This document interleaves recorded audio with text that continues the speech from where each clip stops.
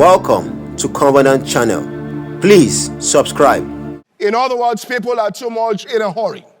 They are going about, Romans chapter 10, I believe verse 3, going about to establish their own righteousness, for they being ignorant of God's righteousness or God's plan, his righteous plan, and going about to establish their own righteousness, have not submitted themselves to the righteousness that is of God.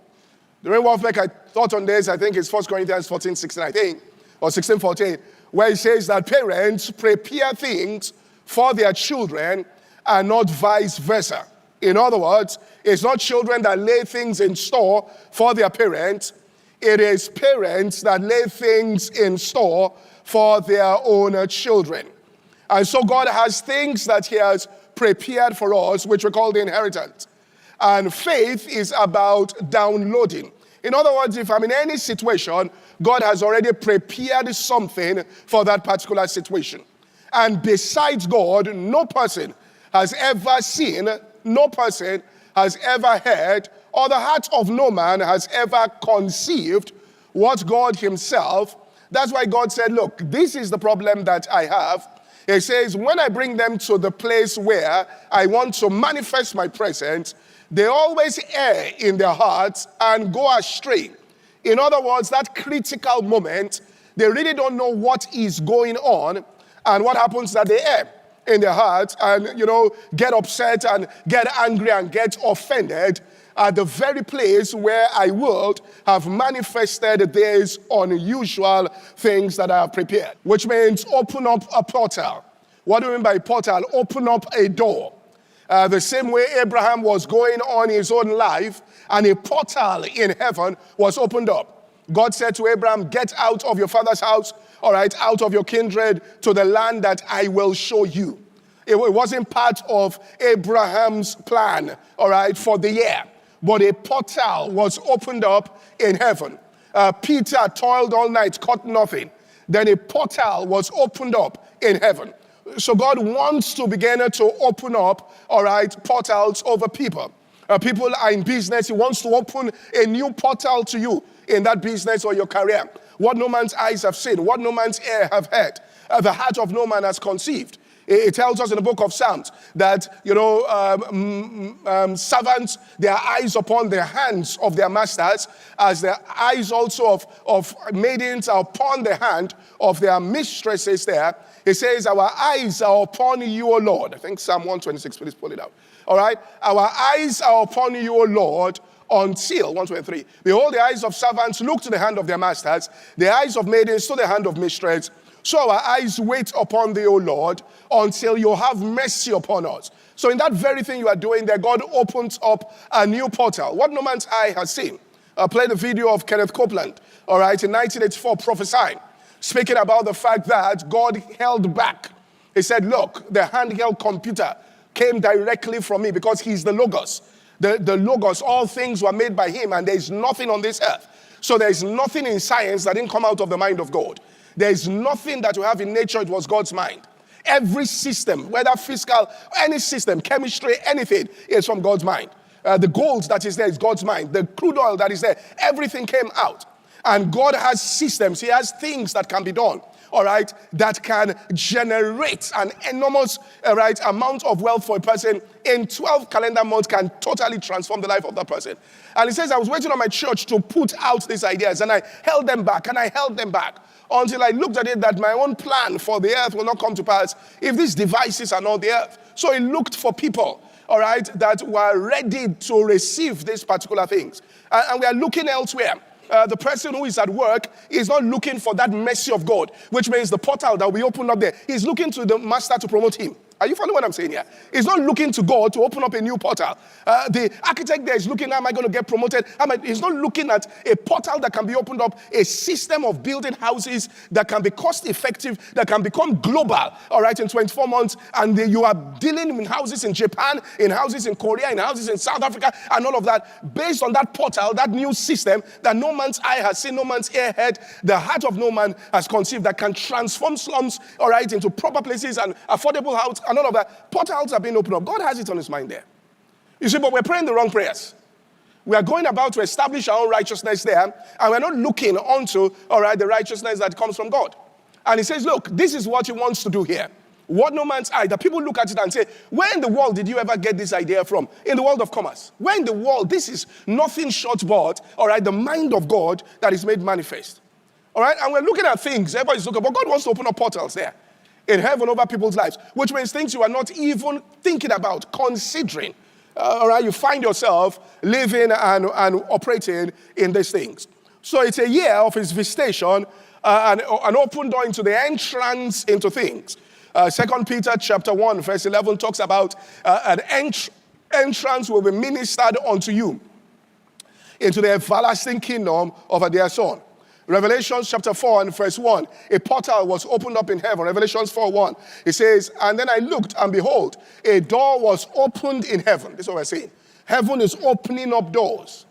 And the first voice which I heard, as it were a trumpet talking with me, said, come up hither, and I will show thee things that must be hereafter. In other words, a door is opened up, and God says, come up. I want to show you things. All right? You are not competing with people over existing things. I want to show you things that is going to happen hereafter. And he opens up, that portal. So our prayer is directed towards God in that particular way, which means eyes that see, O Lord, ears, that hear. Romans chapter 5, verse 1 to verse 5. Message translation. Romans 5, 1 to 5. By entering in through faith into what God has always wanted to do for us. So by faith, we are entering into the things that God has always, which means God is looking down. He looks at the chemist too, as he says, there are many things. He told Job, for 3 chapters was asking him questions. Job couldn't answer one. He said, do you know the treasures that are in snow you are working on? He said, do you know what is in sand that you are carrying? Do you know the wealth that is there? Job could not answer one question. He didn't ask him scriptural things. Asked him about animals. Asked him about the galaxies. Asked him about mountains. He said, were you there when he asked him things about nature? Job could not answer one. After Job said, I abhor myself. I heard of thee with the hearing of my ears. Now with I didn't know you are like this. All right? What does it tell us in Romans chapter 8 and verse 24? It says, hope that is seen is not hope. For we are saved by hope, but hope that is what? Seen is not hope. That means when faith is substance of things hoped for, the hope is things you have not seen. The hope is not a car you are believing God for. Look, so I said, I'm praying they should give me a visa. God can open a portal for you in Nigeria that the nations will give you resident permit straight. It's portals. It's a hope that is seen. So we are shortchanging ourselves by using faith to try to receive what somebody else has in their hands. Look at what he says there. Hope that is seen. For what a man seeth, why does he yet hope for? And this is why we missed it in the faith message. Next verse. For if you hope for that which we see not, then with patience there, we wait for it. So Romans chapter 5, verse 1, their message translation, it says, by entering through faith into what God has always wanted to do, set us right with him, which means first thing he wants to do is that, look, folks, get reconciled unto me, and then make us fit for him. Now, the second thing he wants to do is, whatever he's bringing, he wants to prepare you to be able to receive that particular thing, which is to be able to handle that particular thing. Because God can open a portal that is worth $10 billion in 18 months. $10 billion in the hands of a 23-year-old person can lose his soul if he's not careful. Are you following what I'm saying? He'll lose his soul. In fact, can get killed by reason of the abundance. So God says, I have these things, but I can only give it. Like I always say this here. If a father has a massive business business conglomerate all over, and he has little children there, he looks at it and says, all this work I'm doing, right, this child is going to be in charge of this child is going to be in charge. So what does he do? He's spending all of his energy to make the child fit to be able to handle that business. Isn't that what he's doing there? All right? Now, once he sees the child is fit to handle it, he hands it over to that child. It's not the day the child got it that the father started loving the child. The father has always loved that child, but could not hand it over to the child because it will be detrimental, it will be out of love to give to the child something that will destroy the child. So he wants to, and he says, this is what my people simply don't understand. He says, I want to make them fit. So we've preached about this. So he says, go to the potter's house. He says, look at the potter when he handles the clay. It gets mad in the hand of the potter. He says, can't I do this? Because he wants to make a new vessel that will. So he made it again, all right, no, the verse said, made it again, all right, another vessel as it seemed good to the potter to make it. So one thing he wants to tell you is that, look, but he says you have got to be mature. We have to build character on the inside of you, or else everything is going to be destroyed. So in order to build that character, which is where he said, they do always err and have not known my ways. He says, now I take you through some tests. So let's look at Romans 5 as we go on there. I take you through some tests. It says, next verse, it says, so that's not all. We throw open our doors. All right, so open up your doors and say, God, look, there are things you have prepared for me. And he says, we discover that he has thrown open his doors. We find ourselves standing where we've always hoped might stand, in the wide open space of God's grace and glory, standing tall and shouting praise. Here's the preparation, next verse. There's more to come. We continue to shout our praise even when we are hemmed in with troubles, because troubles can develop in us passionate patience in us. So we understand his character and how patience in turn forges tempered steel of virtue, keeping us alert for whatever God will do next. In alert expectancy such as this. So we go through things where we know that this is the process of God. Do you get what I'm saying here? It's not that, we'll be Christians here, and what happens is that God just bless us. And then nothing touches us, God just bless us. And then nothing touches us, God just bless us. And nothing touches us, God just bless us. And then we move to the next, God just bless us. I say, look, we have to build you up. All right? So what happens is, don't be in despair. He says, when they got into wilderness, they erred. He says, because once anything happened that they didn't like, they just threw in the towel. They just started complaining and murmuring, what's going on? Why did they? He said, they just erred in their heart and didn't know my ways. Didn't understand that if only they had gone through this particular thing the way they ought to. He said, then they will have entered into the very things that I had prepared, all right, for them. So God opens up that portal. Things you ain't thinking about, heaven's agenda over his life concerning you. So there is that visitation that he wants to bring. And so as we go into this fasted, and I think I said this when I was teaching on this here. One of the things that you must learn as a Christian, as a skill, is this. Anytime you get into a test, call a fast. Are you hearing what I'm saying here? Anytime there is a test or disappointment, don't forget this, call it a fast. A fast there, I want to show you this, will shorten and crunch the time for the manifestation of God's intent. Call a fast. Once Israel was in trouble there, Mordecai sent the word to Esther, enter into a fast. Esther first of all refused. You see, when Jesus was baptized with the Holy Ghost, the first thing that God did was that he led him into the wilderness and he went on a 40-day fast. Hear this. When God was bringing the children of Israel out from Egypt to bring them into the promised land, he knew they had to be deconstructed. He understood that they were slaves on the inside. They didn't have an ownership mentality. They couldn't run their own businesses. Their mindset was wrong. They saw themselves as grasshoppers. They saw themselves as second-class what? Citizens.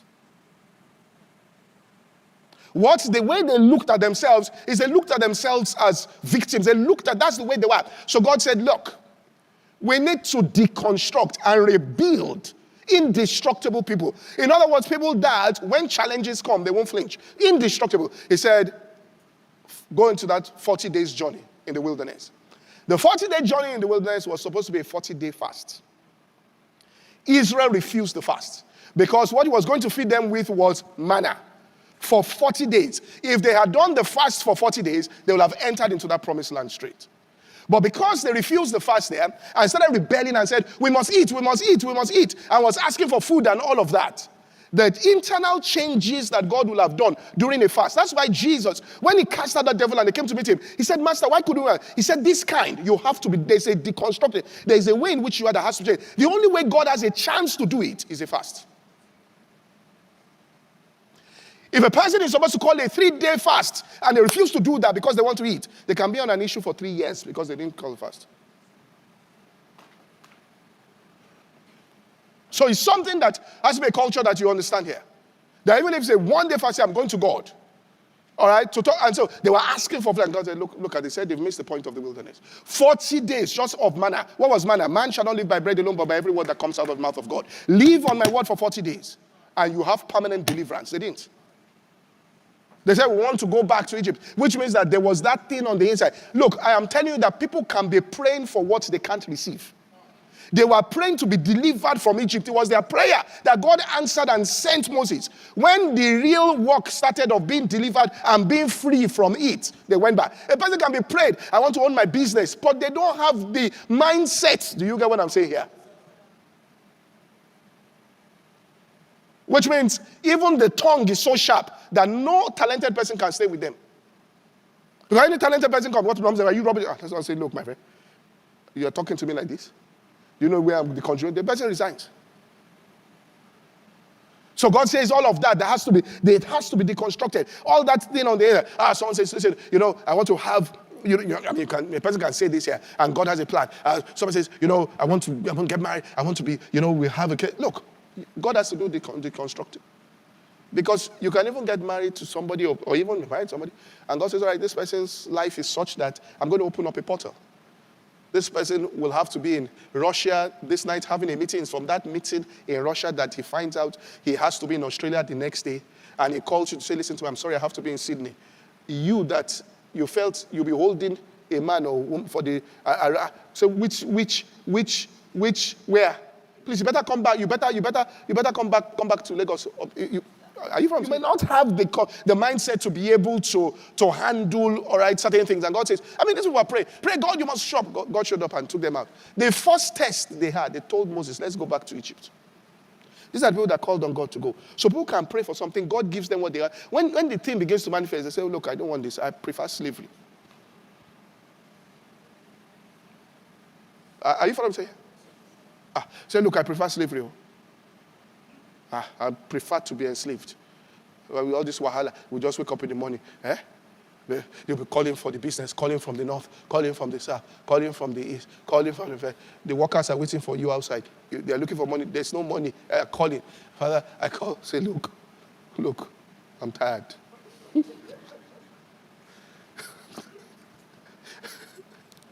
All right? So God has to build on the inside of us. So when we find ourselves in situations like that, so I want to show here, and God begins to find yourself in that situation, He says, count it all joy. Do you get what I'm saying here? Because there's something He wants to do into you. He wants to see, it is that lack of, what makes it difficult. I think somebody said, he said the stress comes for it's not really what people are doing, but the fact that they didn't expect to go through what they are going through. That's what causes the stress. Once you understand that, look, there are going to be challenges here. You understand this? As you are. If a person comes and your driver scratches your car, God is preparing you for something. And He says, and you come out, you want to buy, He says, hold your tongue. He's training character. Because one day somebody will say something to you that behind it might be $5 billion. And if you run your mouth, you lose everything.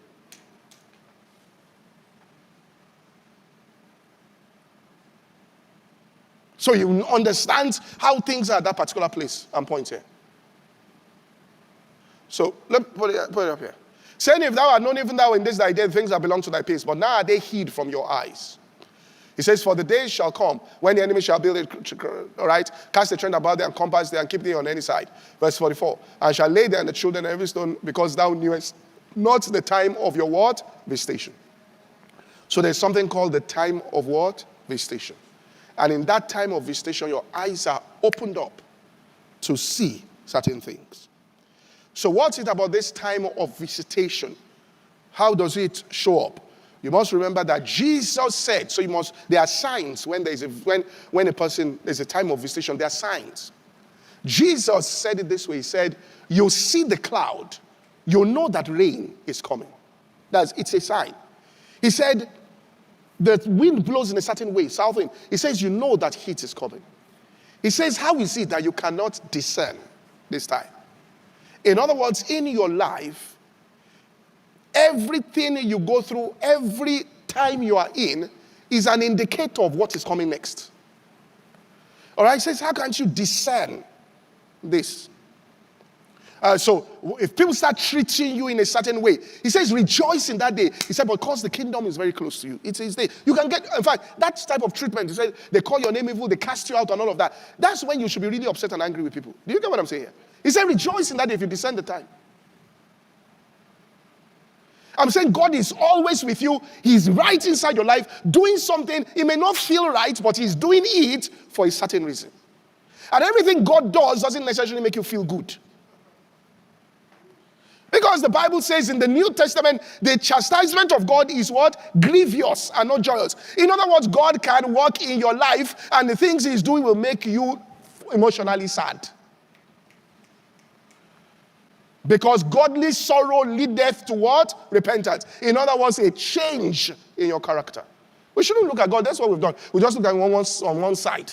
That everything about God must make you feel right. And everything that is not of God, then all that. So everybody is reacting to stuff. Are you following?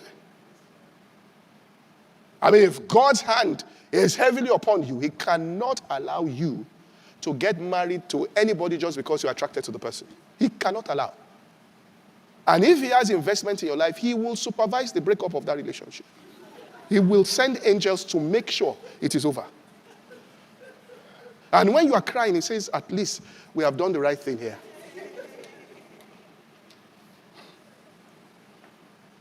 Are you following what I'm saying?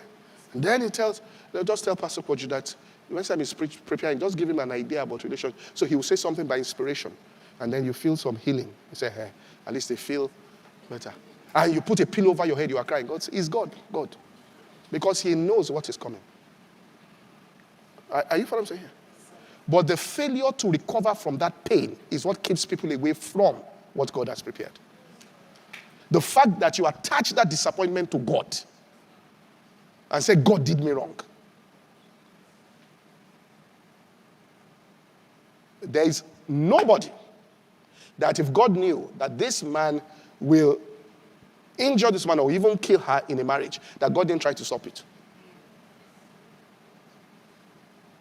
And if you go and meet her the morning of the wedding, how did you feel? She didn't feel good. Well, she responded more to what everybody was doing. And they have the guts, after they had printed it, to say, I'm not doing.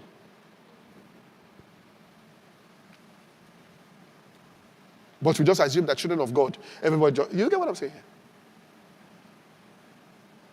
And this is why you come to a point where when you suffer some things, you know how, you didn't want to do it, but you know how people will feel if you say you're not doing it. But the suffering you took was so much. Next time, you say, please, if you are hot, be hot too. I can't come and die in this day. I'm not doing it. Are you from here? People say, we just have to be at this place. It's all of us are going. We're all people going on a boat cruise. You say, I'm not going. I'm not going. I can't come and die. I know what happened last time. I am not what? Going. I say, we're hot. We don't really like, we tell them. I love you people so much. But why are we born together? Were we born together? When you eat, does it mean I'm eating? When you read, does it mean I'm reading? Any essential thing, you do it by yourself. Nobody can transfer. Nobody can be eating now and say, I hope you are full. Or somebody is breathing. I hope you've taken in oxygen. So any essential thing is individualized. And God left it that way.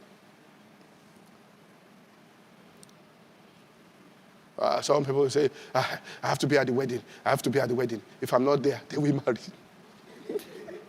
They will even know you are not there until they saw you and they were going out or dancing in the reception. Oh, you're around. But you almost finished yourself because you have to be what? There.